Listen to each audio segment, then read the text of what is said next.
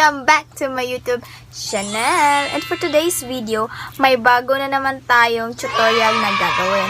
Ito ay paano maglagay ng end screen sa YouTube videos nyo. Before we start, I would like to thank my background for today because it's so whitey.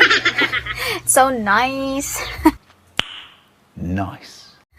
And then, yung ring light ni Mother. Wait lang, ipapakita ko sa inyo. Ayan.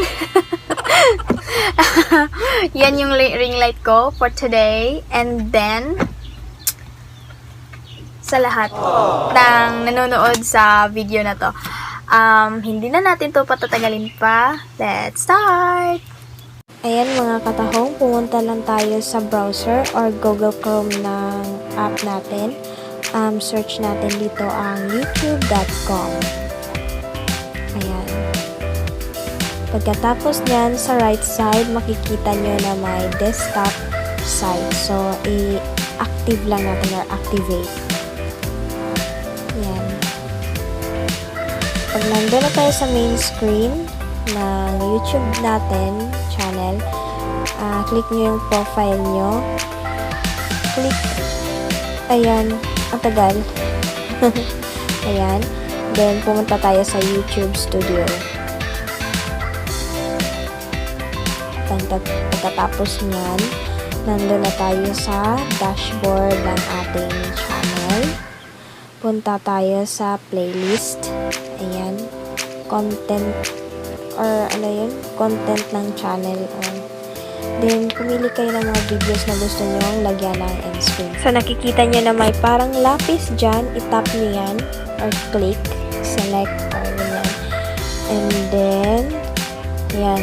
Nakikita nyo sa right side na may end screen. Ayan. And then, may parang lapis. Click nyo yan siya. Ayan. So, na-display na yung mga style or design ng pag-end screen sa YouTube niyo. Ayan, pumili lang kayo. Pumili ako, then ito yung napili ko. May playlist, pwede rin siyang i-delete. Then yung elemento, nakita niyo elements, video, ayan, nag-add na siya ng element na video. Pwede rin playlist, then pwede rin na may subscribe. Yung subscribe, yun yung profile niyo. Or profile ko, yun yung meaning ng subscribe. So, pwede natin siyang i-drag. Ayan. Basta, hindi lang siya magre-red kasi hindi yun masasave or error yun siya. So, pumili lang kayo ng mga videos na gusto nyong i-end screen. Marami kayong pagpipilian, mga katahong. First is, yung pinakahuling upload. Yun yung mga videos na pinaka-last or huli nyong in-upload. Pangalawa, pinakamaganda para sa manonood. So, si YouTube ang mag-decide kung anong video yung i-end screen niya. Then, yung pangatlo is pumili ng particular na video. So, ikaw yung mag-decide kung anong video na i-end screen mo. Ayan. And then, pagkatapos nyong pumili, pwede nyo ring palakihin yung end screen videos nyo. Pero sa akin, okay na to siya. Good na to yung size niya. Pwede na natin i-drag, basta hindi lang mag-red. At saka yung profile natin, pwede rin. So, itong parang stick na payat, kagaya ko.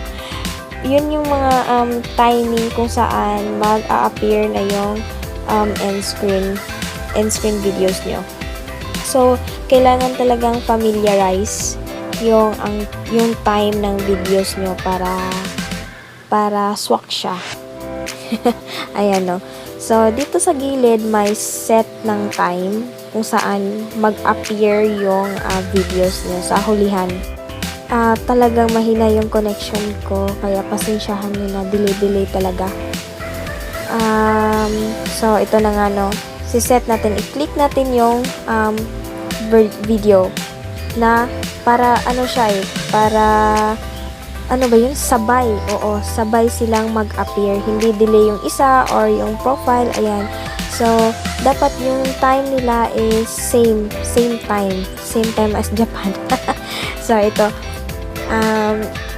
Click nyo siya, yung mga every videos, tsaka yung subscribe or profile nyo.